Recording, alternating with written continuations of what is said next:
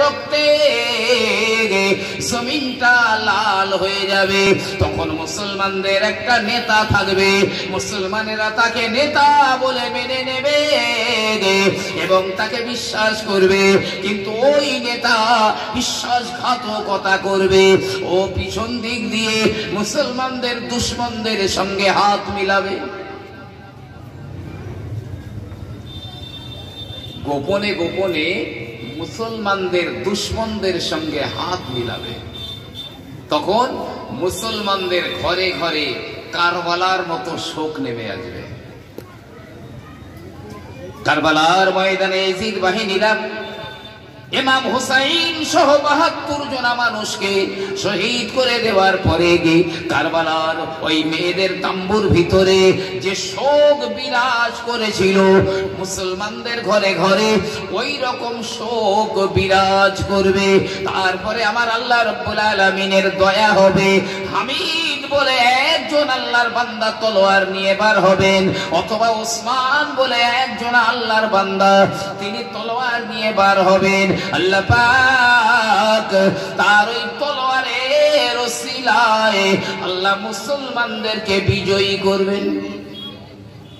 ইসলাম জিন্দা হতা হ্যায় হার কারবালা কি বাত, তারপরে ইসলাম জিন্দা হোগা। এটা আমি বলছি না, আমেরিকার পিউ রিসার্চ সেন্টার, আমেরিকার মধ্যে অন্যতম একটি গবেষণা কেন্দ্র, তারাই বলছে কথাটা। কি বলেছে জানেন? 2050 সালের মধ্যে টোটাল পৃথিবীর জনসংখ্যার 1/3 মানে 3 ভাগের 1 ভাগ টোটাল মুসলমান হয়ে যাবে, বাকি 2 ভাগ অন্য জাতিরা। যে 2 ভাগ হয়ে যাবে, একটি 2 ভাগের মধ্যে 3 ভাগের মধ্যে 1 ভাগ মুসলমান হয়ে যাবে। আর 2070 সালের মধ্যে টোটাল পৃথিবীতে সবচাইতে মানুষের পছন্দনীয় ধর্ম হবে ইসলাম।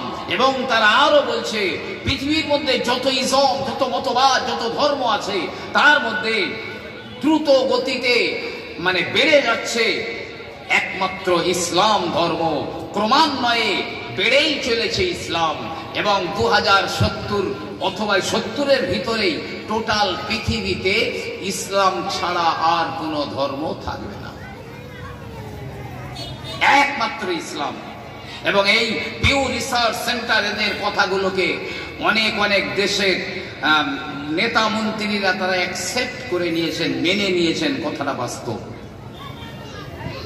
তবে এমন একটা দিন আসবে যেদিন যে ইহুদিরা সন্ত্রাস ত্রাস সৃষ্টি করছে গোটা বিশ্বের মধ্যে, যেখানেই হাঙ্গামা, আপনি ভালো করে আরএস খতিয়ে দেখেন, তার পিছনে ইহুদিদের কালো হাত রয়েছে, খ্রিস্টানদের কালো হাত রয়েছে। তবে হ্যাঁ, সেই দিনে একটা ইহুদি পৃথিবীর জমিনে বেঁচে থাকবে না। কবে? 1991 সালে এই খবরটা 2016 সালে 30শে মার্চ শনিবারে কলম পত্রিকা দিয়েছিল। একটা মুসলিম দল, মুসলমানদের একটা দল, তারা সিরিয়া দিয়ে যাচ্ছিলেন, অথবা না ইসরায়েলের বর্ডার দিয়ে যাচ্ছিলেন। তো ওখানকার মুসলমানেরা এই মুসলমান টিমদের গোল করে তারা ঘিরে ধরেছে। বলছে তোমাদের জুম্মার নামাজে এখন কত মুসল্লি হয়? তো বললো আমাদের বলছে হ্যাঁ, এই ইহুদিরা আমাদের জিজ্ঞাসা করে, ওই এলাকার মুসলমানেরা এই মুসলিম টিমটাকে জিজ্ঞাসা করছে যে এখানকার ইহুদি আলেমরা, বড় বড় আলেমরা আমাদের জিজ্ঞাসা করে তোমাদের জুম্মায় কত মুসল্লি হয়? তা আমরা বলি এত হয়। তারপরে বলে তোমাদের ফজরের নামাজের মুসল্লি কটা হয়? তা আমরা বললাম এই কটা হয়। তা কারণ বলে না। তো এরা এই কথাটা জিজ্ঞাসা করে কেন? তা একদিন আমরা জিজ্ঞাসা করেছিলাম তোমরা এমন একটা কথা আমাদের বারবার বলো কেন? ইহুদি আলেমেরা বলেছিল, এই মুসলমানেরা, আমাদের বড় বড় জ্যোতিষী গণকেরা বলে আমাদের ধর্মগ্রন্থের ভিতরে রয়েছে যেদিনে মুসলমানদের জুম্মার নামাজের মুসল্লি আর ফজরের জামাতের মুসল্লি সমান হয়ে যাবে, ওই দিনে গোটা দুনিয়ার জমিনে একটা ইহুদি থাকবে না। তাই আমরা বড় ভীত হয়ে রয়েছি, তোমাদের কাছ থেকে সংবাদ নেই তোমাদের জুম্মার মুসল্লি হয় কত আর ফজরের জামাতের মুসল্লি হয় কত। যে ইহুদিদের তো বাঁচিয়ে রেখেছি আমরাই তো ওদের রেখে দিয়েছি। তবে এদিন আসবে না, আমাদের মোদি বাবুর আচ্ছে দিন নয়, আমি বলছি ইসলামের এক अच्छी দিন তো আনে वाला है। তবে তার আগে কারবালা হবে এই হিন্দের জমিন, আর একটা জেহাদ হবে হিন্দুস্তানের জমিনে, বড় একটা যুদ্ধ হবে। আমি জানি না হয়ে গেছে না হবে, তবে মনে হচ্ছে হবে। নাসাই শরীফের হাদিস, عن أبي هريرة رضي الله تعالى عنه قال أخبرني رسول الله صلى الله عليه وسلم أن تغسل الهند إلى آخر। ঠিক এমনি করে হযরত সাওবান রাদিয়াল্লাহু আনহু তিনিও হাদিসটা বর্ণনা করেছেন। বিশ্বনবী আমাদের খবর দিয়ে বলে দিয়েছেন, ও বাবা আবু হুরায়রা, ও বাবা সাওবান, তোমরা হিন্দুস্তানের জমিনে বড় একটা লড়াই করবে বা জিহাদ করবে। আমার আল্লাহ রাব্বুল আলামিন দুই দল মানুষকে বিনা হিসাবে জান্নাতে দেবেন। এক নম্বরে হিন্দুস্তানের জমিনে যে যুদ্ধটা হবে, ওই যুদ্ধে যে মুসলমানেরা ঈমানদারেরা হাজির হয়ে যাবে, আমার আল্লাহ তাদের হিসাব নেবেন না। কিন্তু যারা ওই যুদ্ধের ময়দান থেকে পালিয়ে যাবে, আমার আল্লাহ ওদেরকে ক্ষমা করবেন না, জাহান্নামী বানাবেন। আর দুই নাম্বার দল হলো হযরতে ঈসা আলাইহিস সালাম দাজ্জালের বিরুদ্ধে যখন লড়াই করবে, ঈসা নবীর সহকারী যারা হবে, যারা তাকে সহযোগিতা করবে, ওদেরও হিসাব আমার আল্লাহ পাক নেবেন না, ওদেরকেও বিনা হিসাবে জান্নাতি বানিয়ে দেবে। হযরতে আবু হুরায়রা রাদিয়াল্লাহু আনহু বলেন, না না, আমি আবু হুরায়রা, আমি যদি ওই হিন্দের যুদ্ধে যে জবে হবে, যখন হবে, আমি যদি জিন্দা থাকি, আমি আবু হুরায়রা আমার জান আর মাল ওই যুদ্ধে কোরবান করে দেব। যদি আমি আবু হুরায়রা শহীদ হয়ে যাই, তাহলে কিয়ামতের ময়দানে আমার আল্লাহ রাব্বুল আলামিনের দরবারে শ্রেষ্ঠ শহীদ হয়ে আমি উঠব। কিন্তু না না, যদি আমি আবু হুরায়রা বেঁচে যাই, তাহলে জাহান্নাম থেকে নাজাত প্রাপ্ত আবু হুরায়রা হয়ে যাব। ভাবগতিক দেখে মনে হচ্ছে যেন একটা অশান্তি আসন্ন। আল্লাহ সকলকেই হেফাজত করুন, সকল ঈমানদারদের আল্লাহ হেফাজত করুন। সবাই একবার বলুন আল্লাহুম্মা আমিন। মার খাচ্ছি আমরা। আমি প্রথম কি বলেছিলাম? জনসংখ্যা ব্যাপক বাড়ছে, কিন্তু মানুষের সংখ্যা কমে যাচ্ছে। মানুষের সংখ্যা কমে যাচ্ছে। এই দেখুন না, আহলে দিলকে তড়পা দেনে ওয়ালে ওয়াকিয়াত বইটার নাম বললাম, লেখক মুফতি ইনামুল হক সাহেব কাসেমি, উর্দুতে লেখা বইটা। লিখছেন শাহ ওলিউল্লাহ মুহাদ্দিস দেহলভী রহমাতুল্লাহ আলাইহি, দিল্লির জামে মসজিদের খতিব ছিলেন। খতিব মানে যিনি খুতবা দেন, জুম্মার নামাজ পড়ান, তাকে খতিব বলা হয়। তো শাহ ওলিউল্লাহ মুহাদ্দিস দেহলভী রহমাতুল্লাহ আলাইহি দিল্লির জামে মসজিদের খতিব ছিলেন।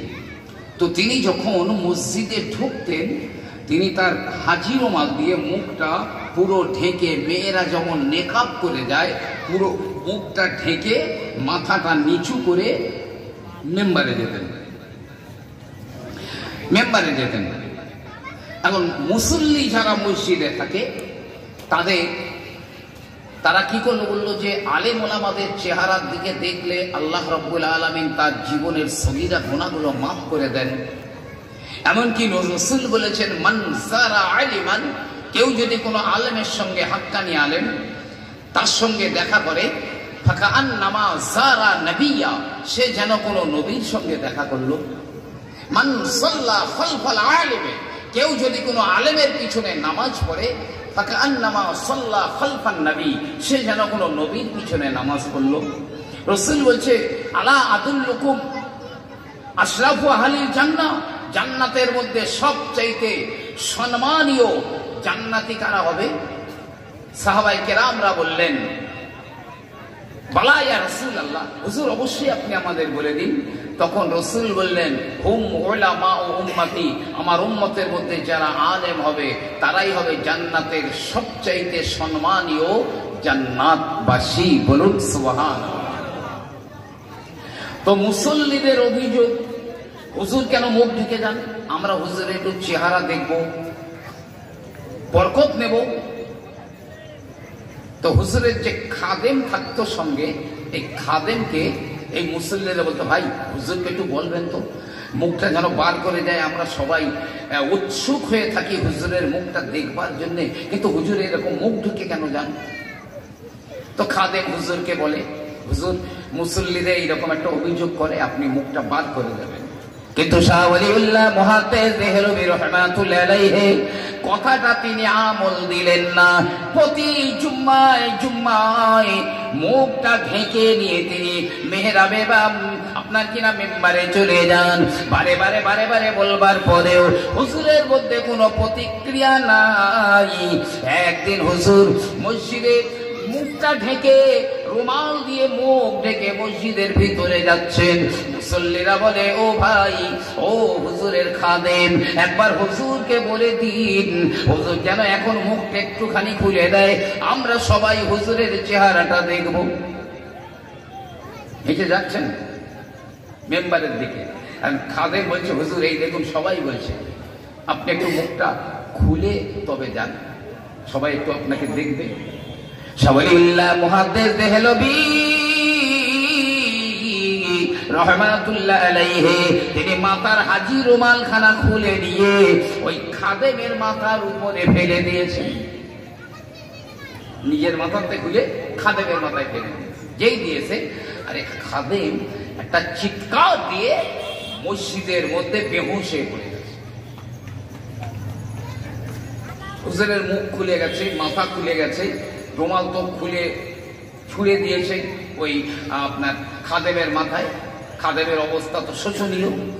লোকজন তাড়াতাড়ি ধরাধরি করে সেবা শুশ্রূষা করে লোকটাকে আবার হুঁশের মধ্যে নিয়ে এলো, হুঁশ ফিরে এলো। নামাজ অন্তে মুসল্লিরা বলে, ভাই ব্যাপার বুঝতে পারলাম না গো। হুজুর নিজের মাথার রুমালখানা খুলে আপনার মাথায় যেই না ফেলে দিয়েছে, আপনি চিৎকার দিয়ে কেন বেহুশ হয়ে নিচে পড়ে গেলেন? ওই খাদিম বলে, ও আল্লাহর বান্দারা, ও মুসল্লিরা, হুজুর যখন তার মাথার রুমালটা আমার মাথার উপরে ফেলে দিয়েছে, আমি মসজিদের দিকে একবার তাকিয়ে দেখলাম, এই মসজিদের মধ্যে মাত্র 2 থেকে 3টে মানুষ রয়েছে, বাকি যা রয়েছে ওরা কেউ বাঘ, সিংহ, গন্ডার, হাতি, শূকর ইত্যাদি জীবজন্তুতে এমনি করে মসজিদটা ভরে রয়েছে। তাই হিংস্র জীবজন্তু মসজিদে দেখে আমি বেহুশ হয়ে চিৎকার দিয়ে পড়ে দিয়েছি। মাত্র 2-3টে লোক মানুষ বসে রয়েছে। শাহ ওয়ালিউল্লাহ মুহাদ্দিস দেহলভী রাহমাতুল্লাহ আলাইহির জমানায় টিভি ছিল না, ভিডিও ছিল না, ভিসিআর ছিল না, এত গান বাজনা যে ইত্যাদি ছিল না, বেপরদা ছিল না, সুদ ঘুষ চুরি ডাকাতি ছিনতাই বাটপারি রাহাজানি ছিল না। তো সেই জমানার হালত যদি ওটা হয়ে থাকে, বর্তমান জমানাতে শাহ ওয়ালিউল্লাহ মুহাদ্দিস দেহলভী রাহমাতুল্লাহ আলাইহি যদি বেঁচে থাকতেন, আমার মনে হয় ঘরের ভিতর থেকে আর বাইরে বেরোতেন না। ঘরের ভিতর থেকে বাইরে বার হতেন না। মানুষ কমে যাচ্ছে, জনসংখ্যা বেড়ে যাচ্ছে। দাদা হুজুর কেবলা রহমাতুল্লাহ আলাইহির জমানাতে কলকাতায় একটা পাগল থাকতো, তো উলঙ্গ বিবস্ত্র, কেউ কাপড় দিলেও পরত না, কেউ কাপড় দিলেও পরত না, খুলে ফেলে দিত, পুরো বিবস্ত্র হয়ে ঘুরে বেড়াতো। হঠাৎ একদিন একটা দোকানদারের কাছে গিয়ে বলছি, ভাই একটা আমার একটা কাপড় দেবে, আমি একটু পরবো, একটা কাপড় দেবে? আরে এরে কাপড় দিলে পরে না, খুলে ফেলে দেয়, আজকের কাপড় চাইছে, কি ব্যাপার গো? বলছে ভাই আজকের কলকাতায় একটা মানুষ আসছে, মানুষ আসছে, তো মানুষের সামনে তো বিবস্ত্র হয়ে থাকা যায় না, জীবজন্তু এদের সামনে বিবস্ত্র হয়ে থাকা যায়, তো মানুষ কে আসছে? বলছে ফুরফুরা শরীফের মুজাদ্দিদে জমান পীর আবু বকর সিদ্দিকী, উনি আসছেন ফুরফুরায়, একটা মানুষ আসছে, তাই আমার একটা কাপড় দাও। এরকম হাত উঁচু করে দিয়েছে, বলে দেখো তো, হাতের নিচে দিয়ে দেখছে টোটাল যা ঘুরে বেড়াচ্ছে সব ইতর প্রাণী জীবজন্তু। ভাই আমার বাবাজিরা, আবার নকশবন্দ তরিকার পীর যিনি এখনো হায়াতে রয়েছেন, ওনার বাড়ি হলো পাকিস্তানে, পীর জুলফিকার আহমদ সাহেব। উনি তার খুতবাতে জুলফিকারের মধ্যে লিখেছেন, যে মানুষের স্বভাব যে পশুর মতো হয়, তার বাইরেটা মানুষের মতো থাকলেও তার ভিতরের দিকটা ওই পশুতে বদলে যায়, তার ভিতরের চেহারাটা ওই পশুর রূপ ধারণ করে, উপরে যদিও মানুষের সুরত থাকে। জি, মানুষ হতে হবে, মানুষ হতে হবে। আমার আল্লাহ রাব্বুল আলামিন কোরআন পাকের মধ্যে বললেন, লাকাদ খালাকনাল ইনসানা ফি আহসানি তাকওয়িম, আমি মানব জাতিকে সর্বোৎকৃষ্ট করে বানিয়েছি। আমার যত মখলুকাত রয়েছে, আমার মখলুকাতের ভিতরে আমি মানব জাতিকে উৎকৃষ্ট করে বানিয়েছি। তবে না, ওই মানব জাতি যদি ওদের ওই উৎকৃষ্টতাকে ধরে রাখতে না পারে, ওরা যদি ওদের নিজেকে মূল্যায়ন না করতে পারে, সুম্মা রাদাদনাহু আসফালা সাফিলিন, আমি আল্লাহ পাক আমার যত সৃষ্টি রয়েছে তাদের মধ্যে সবচাইতে নিকৃষ্ট যে জীব, আমি তার চাইতেও ওই মানুষকে নিকৃষ্ট জীবে পরিণত করে দেব। যদি সে তার নিজের এই উৎকৃষ্টতা ধরে রাখতে পারে। চারিদিকে হাতলে দেখেন না,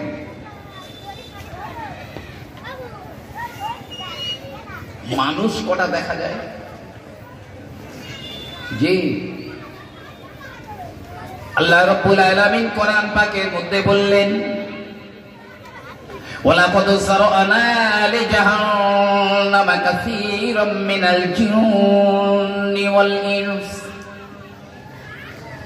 আল্লাহ বলছেন আমি মানব জাতিকে দিয়ে আর জিন জাতিকে দিয়ে আমার জাহান্নামটা পরিপূর্ণ করে দেব। ভাই, যে লোকটা মানুষ, মানুষ কিন্তু জীবনে জাহান্নামে যাবে না। মানুষ মানে যে পাকা ইমানদার, সেই তো যার মধ্যে মানবতা রয়েছে, যার মধ্যে নবীর দ্বীন রয়েছে, যার মধ্যে শরীয়ত রয়েছে, ওই ব্যক্তি তো হলো প্রকৃত মানুষ। মানুষ কোনোদিন জাহান্নামে যাবে না। আমার আল্লাহ বললেন, তবে আমি মানব আর দানব জাতিকে দিয়ে আমার জাহান্নাম ভরে দেব, 7খানা জাহান্নাম ভরে দেব। কারণ এমনিতেই ভরে দেবেন জাহান্নামে। এটা কিয়ামতের ময়দানে, হাসরের ময়দানে কটা লাইন হবে জানেন? লাইন হবে কিয়ামতের ময়দানে 120টা লাইন হবে। হাসরের ময়দানে একটা দিন 50,000 বছরের মতো লম্বা হবে। সূর্য 1 মাইলের ভিতরে নেমে আসবে। ভাই আমার, বাবাজিরা আমার, মনে রেখে দিন, এই 120টা লাইন কিয়ামতের ময়দানে হবে, এক একটা লাইন লম্বা হবে 40,000 বছরের মতো লম্বা। তবে জানেন কটা লাইন জান্নাতে যাবে আর কটা লাইন জাহান্নামে যাবে? প্রিয় নবী আমার বললেন এই 3টে লাইন যাবে জান্নাতে আর 117টা লাইন যাবে জাহান্নামে। আদম আলাইহিস সালাম কিয়ামতের ময়দানে দাঁড়িয়ে যাবেন, আমার আল্লাহ পাক বলবেন, এ আদম তোমার সন্তান দিগকে ভাগ করে দাও, কারা জান্নাতি আর কারা জাহান্নামী ভাগ করে দাও। আদম নবী আলাইহিস সালাম জিজ্ঞাসা করবেন, আল্লাহ পাক হাজারে কটা যাবে জান্নাতে আর কটা যাবে জাহান্নামে?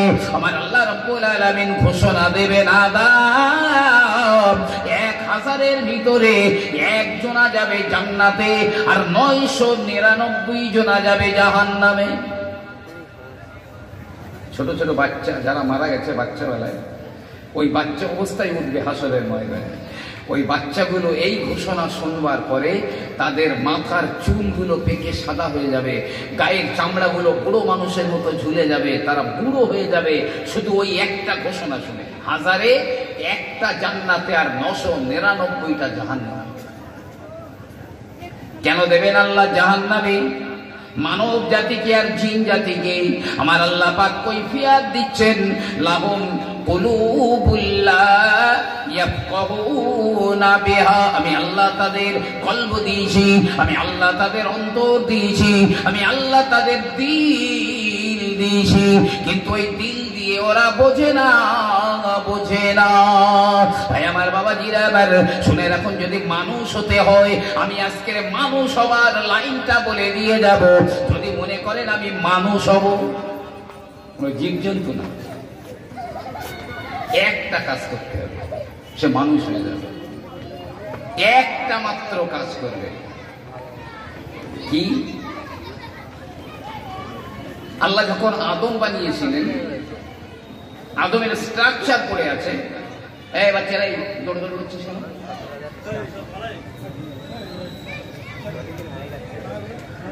তো ইবলিস তখন মুআল্লিমুল মালায়েকা। এখন ফেরেশতারা খবর পেয়েছে আল্লাহ আদম বানিয়েছেন, তো আদম কি জিনিস ফেরেশতারা জানে না। ফেরেশতারা তো ভয়ে আড়ষ্ট। ইবলিস বলছে, ভয় পেও না এই ফেরেশতারা, আমি তোমাদের একদিন আদম দেখিয়ে আনবো। তো সে মতে একদিন ইবলিস ফেরেশতাদের নিয়ে আদম দেখাতে এসে, আদমের স্ট্রাকচারের চারিদিকে ফেরেশতারা দাঁড়িয়ে আছে। ইবলিস বলছে, দাঁড়াও আমি একটু আদমের ভিতরটা পরিদর্শন করে আসি, ইন্সপেকশন করে আসি, কি আছে ওর মধ্যে। মানে ইবলিস আদমের নাকের ছিদ্র দিয়ে আদমের দেহের অভ্যন্তরীণে ঢুকে গিয়ে তন্ন তন্ন করে খুঁজে বেরিয়ে এসে বলছে, এই ফেরেশতারা ভয় পাওয়ার কিচ্ছু নেই, কিচ্ছু নেই ওর মধ্যে, অত বড় দেহ, ওতে কিচ্ছু নেই। তবে একটা জিনিস আমি বুঝতে পারলাম না, একটা পর্দা দিয়ে ঘেরা আছে, হয়তোবা ওটার মধ্যে যা আছে ওইটা হয়তোবা কোনো দামি জিনিস হতে পারে, আর বাকি যা আছে কোনো মূল্য নেই। জি, নারী ভুড়ি যা আছে কিচ্ছু নেই, পর্দা দিয়ে ঘেরা আছে একটা জিনিস, সেটা হয়তো কোনো দামি জিনিস হতে পারে। আর সেই জিনিসটাই আমি আপনাকে বলবো, যদি ওই একটা জিনিস আপনি মেনটেন করতে পারেন, তাহলে আমি আল্লাহর কসম করে বলছি, উপরে চোখ দুটো বন্ধ করে উপরে তাকিয়ে দেখবেন আল্লাহর আরশে আজিম দেখা যাচ্ছে, নিচের দিকে তাকিয়ে দেখবেন তাহাতা সারা দেখা যাচ্ছে। সেই মানুষ হতে পারবে। ভাই আমার বাবাজিরা আমার মন দিয়ে শুনে রেখে দিন, লোকমান হাকিমের নাম আপনারা শুনে থাকবেন, যার নামে আল্লাহ কোরআন পাকে একটা সূরা নাজিল করেছেন, সূরা লোকমান বলে একটা সূরা নাজিল করেছেন। ওই সূরার মধ্যে লোকমান হাকিমের বিচক্ষণতা, তার কিছু ওসিয়াত নসিহাত আমার আল্লাহ পাক বলে দিয়েছেন। লোকমান হাকিম সম্পর্কে বিভিন্ন কিতাবে বিভিন্ন রকম দেখা যায়, কেউ বলেছে তিনি আল্লাহর নবী ছিলেন, কেউ বলছেন না না, তিনি একজন ওলি ছিলেন, তিনি একজন বিজ্ঞ ব্যক্তি ছিলেন। লোকমান হাকিম প্রথম জীবনে রাখাল ছিলেন। একটা মালিকের, একটা রাজার বকরি, দুম্বা, উট ইত্যাদি চড়াতো, বিশেষ করে বকরি চড়াতো। সকালবেলা এই লোকমান হাকিম বকরির পালগুলো নিয়ে প্রায় 2500 বকরি নিয়ে মাঠে ময়দানে চড়াতে যেত। বকরিগুলো ছেড়ে দিয়ে গাছের তলায় লোকমান বসে যেত। মাঠের অন্যান্য রাখালেরা লোকমানের চারিদিকে গোল হয়ে বসে যেত, আর লোকমান হাকিম সুন্দর সুন্দর ওয়াজ নসিহত তাদের সামনে করতেন। দিনের পর দিন চলে যায়। একদিন এক ব্যক্তি লোকমানের এই অবস্থাটা দেখতে পেয়ে বাদশাকে গিয়ে বলছে, বাদশা জাহাপনা, আপনি লোকমানকে দিয়ে অন্তত ওই ছাগল চড়ানোর কাজটা করাবেন না? কেন হে? সেই ছেলেটা খুব জ্ঞান কাণ্ড, মাঠে ছাগল ছেড়ে দিয়ে গাছতলায় বসে এত মূল্যবান মূল্যবান কথা বলে, অন্যান্য রাখালরাও সব বসে শোনে।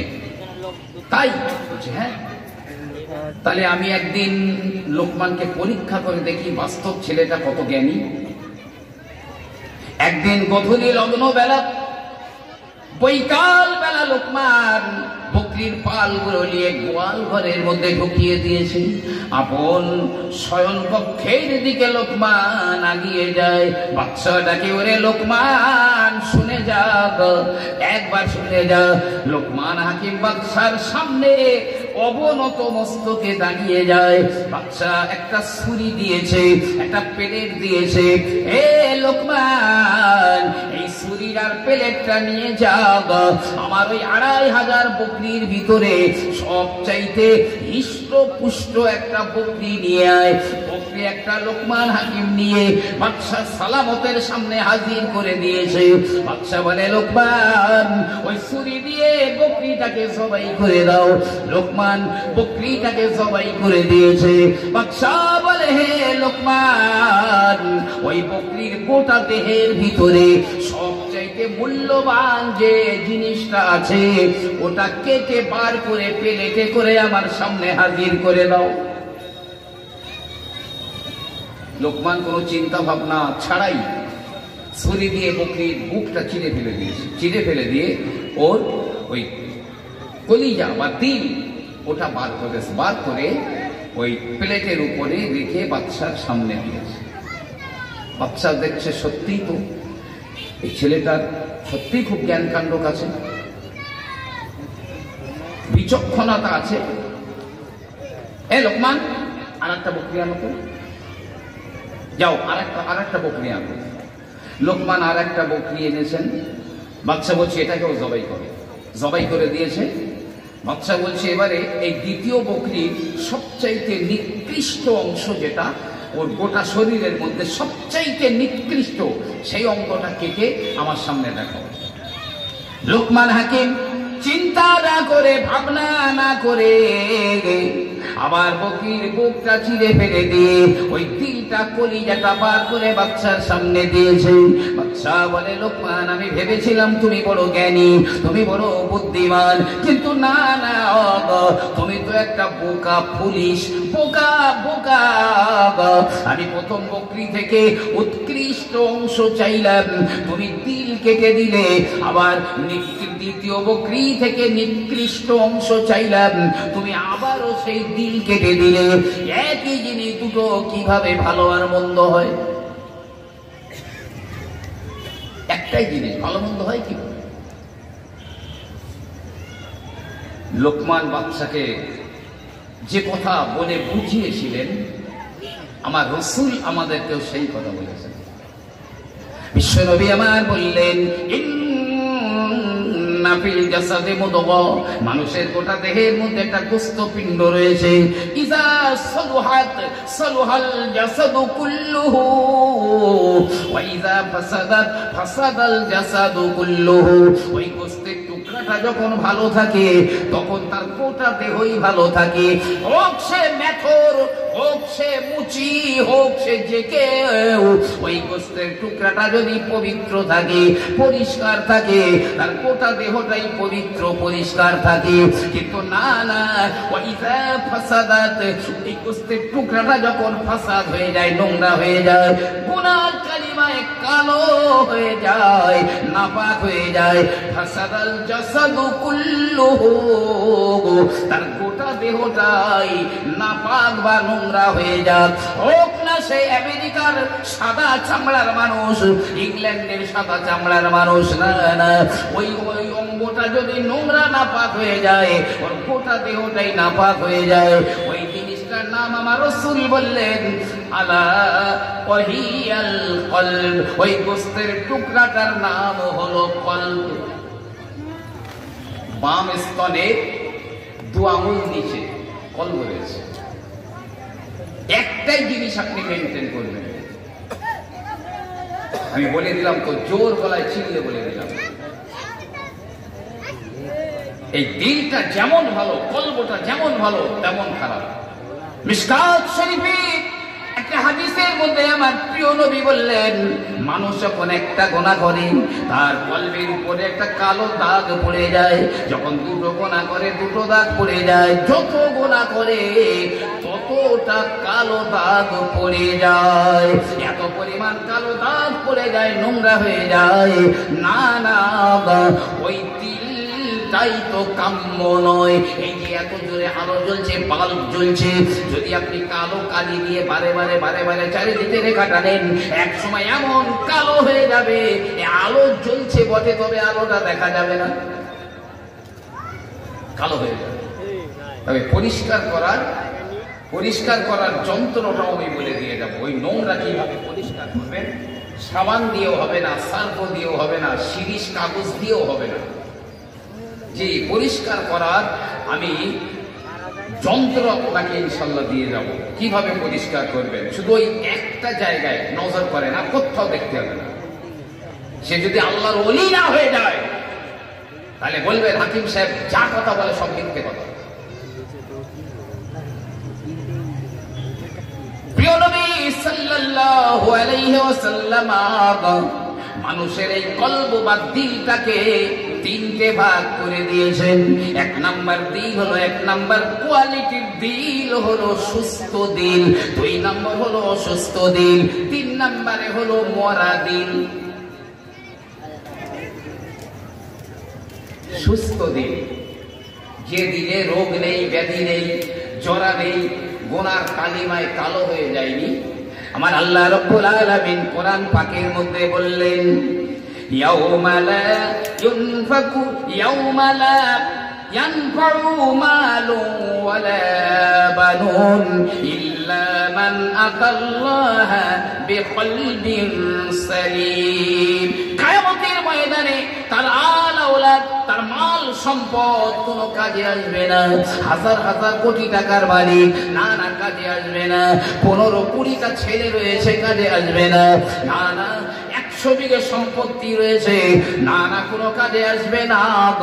তবে যাদের অন্তরটা, যাদের কলবটা পরিষ্কার রয়েছে, ইল্লা মান আতাল্লাহা বিকলবিন সালিম, সুস্থ দিল যাদের রয়েছে, ওই দিলওয়ালা, ওই দিলটাই কিয়ামতের ময়দানে কাজে লাগবে।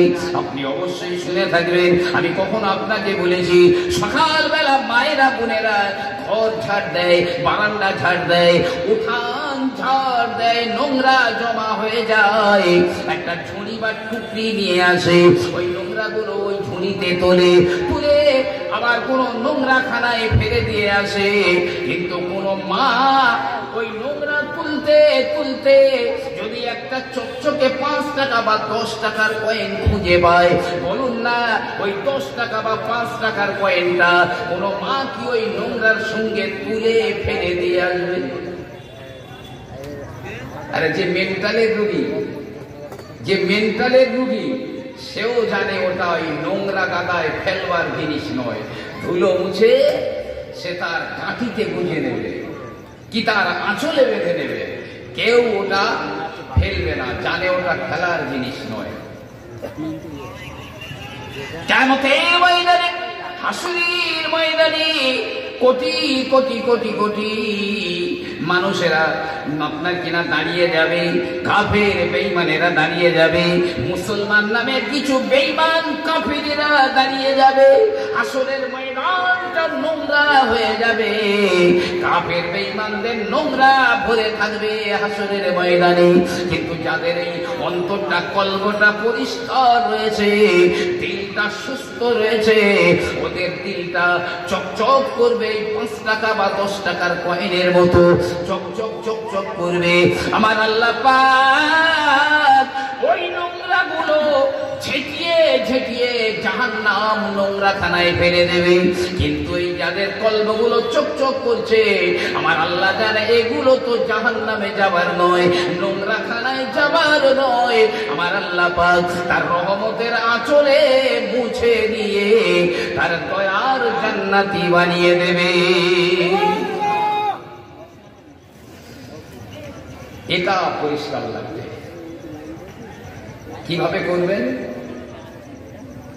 এটা পরিষ্কার করবেন কিভাবে? লিকুল্লি শাইইন সিকালা, প্রিয় নবী আমার বললেন প্রতিটা জিনিসের শান দেওয়ার যন্ত্র রয়েছে। আপনার শরীরে জং লেগে গিয়েছে, আপনার কোন লোহার জিনিসের জং লেগে গিয়েছে, তার শান যন্ত্র বাজারে কিনতে পাওয়া যায়, ঘষে নিলেই চকচক করে। কিন্তু আমার রাসূলুল্লাহ বললেন না না, লিকুল্লি শাইইন সিকালা ওয়া সিকালাতুল কুলুবি যিকরিল্লাহ, অন্তরের কলবের শান দেওয়ার যন্ত্র হলো আল্লাহ রাব্বুল আলামিনের জিকির। জিকির